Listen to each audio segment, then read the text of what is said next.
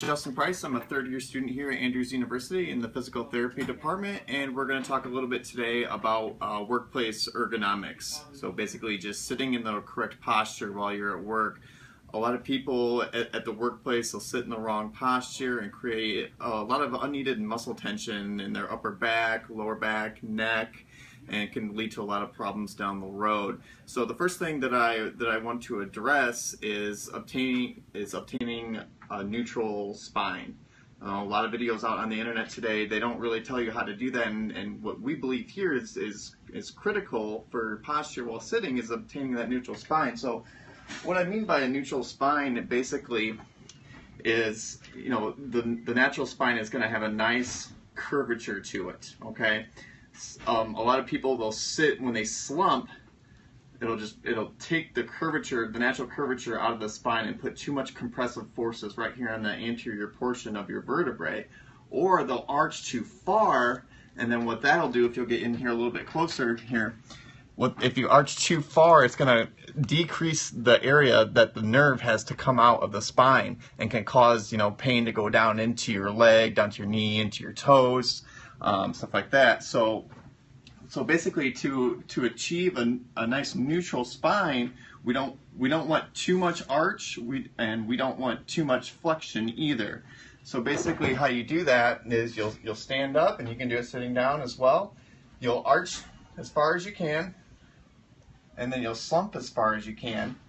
And then what I want you to do is just find right in the middle of that. So arch all the way, slump all the way, and then just get right in the middle of those two extremes. And that's how you'll find your neutral posture. Now, when sitting in a chair, they have you have what is commonly known as your sit bones. So you'll just place your hands right here on the bottom of your butt, and you'll feel two bony prominences on either cheek. So those are the bones that you're actually going to want to sit on. Okay. So then you go ahead and sit on those while you're at your desk, and then you'll arch all the way, slump all the way, and then get that nice median right in between. Okay. So now the next thing we're gonna talk about is computer screen height. When you're sitting at your desk, a lot of people they could have their computer screens too high, which is going to cause a lot of tension in the upper neck. You're looking up too high, and there's muscles that attach in your upper neck right here called the suboccipital muscles, and they'll shorten if you're looking up too high at your computer screen. Okay, and so the main complaint from those being shortened is just a lot of tension headaches, and I'm sure a lot of desk workers can talk about how they've had tension headaches in the past with their jobs. So, we want our eye level to be about 2 inches below the top of the screen here. Now, I mean, you don't have to be exact to 2 inches, but we just want to avoid the extremes of too high and then too low as well. A lot of laptop workers will be looking down here all the time, and that's just causing a lot of shortening of the muscles in front of the neck, and then lengthening of the ones behind the neck as well. So just like in the pelvis, we want a nice neutral neck up here as well. So, and then the next thing that we'll talk about is our feet placement and our hips.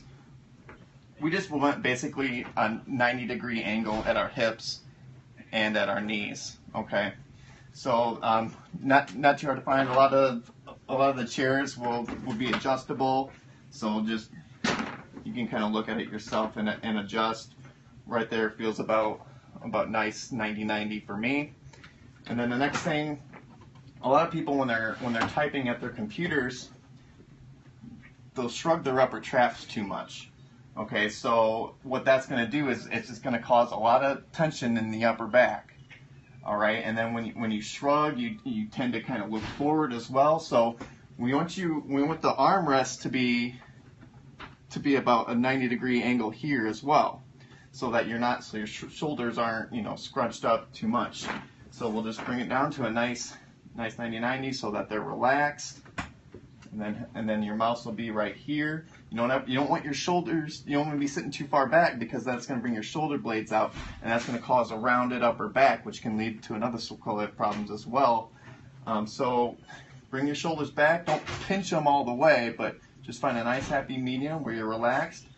Depress the shoulders, 90-90 here, 90-90 here, and then 2 inches below the top of the computer screen, and you should be in a good working condition.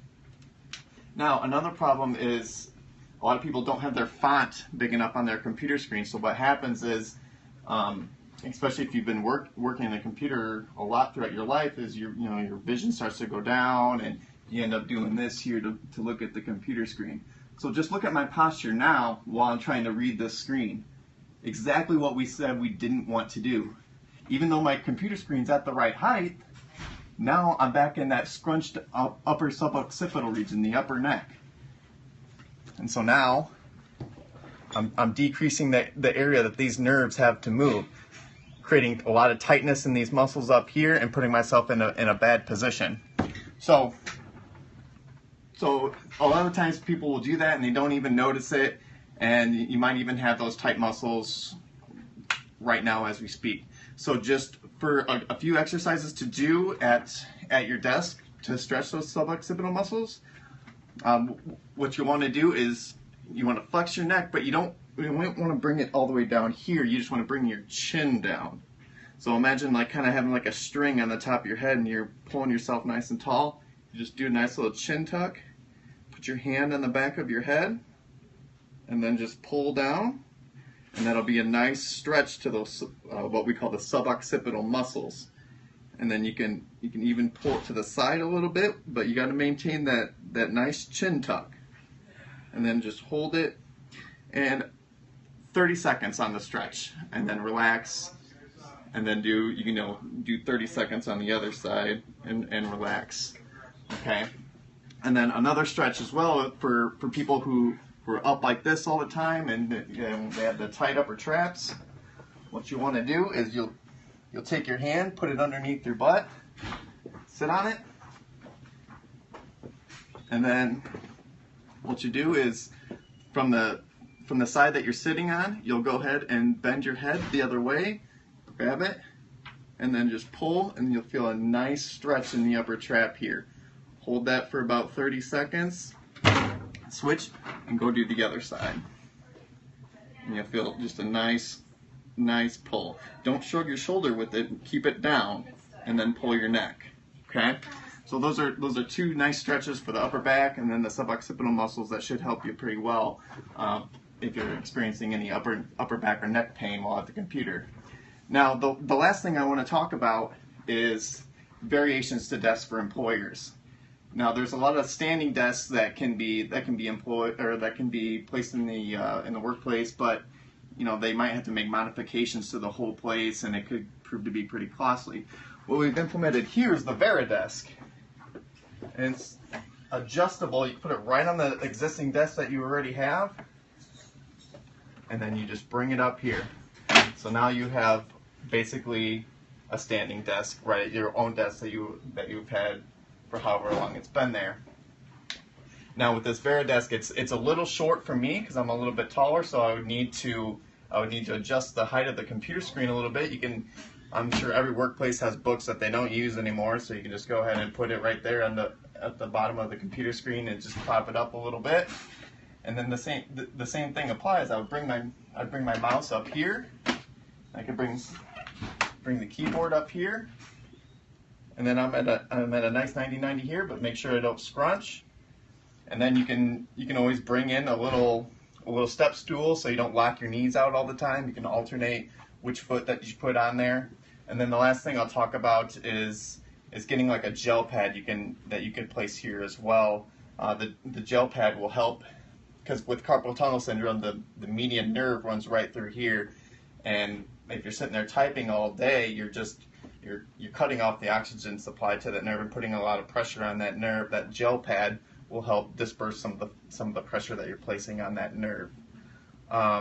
Thanks for tuning in today. If you have any other questions, you can go ahead and post it in the comment section, and then we'll go ahead and basically try to answer any of the questions that you have. We did have a question about cracking your knuckles and your neck. Is that good, bad?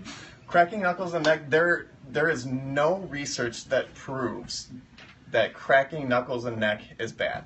There's nothing out there that can be cited that says that any of that is bad for you. So go ahead and crack away. Everyone has their own opinion, but if you tell them to find a research paper that exclusively concludes that it's bad, I would like to see it, because to our knowledge now in school, we have not found one yet. If we have any other questions, we can answer them in the comments later. I think that's the only one we had live. All right. All right, thanks for tuning in.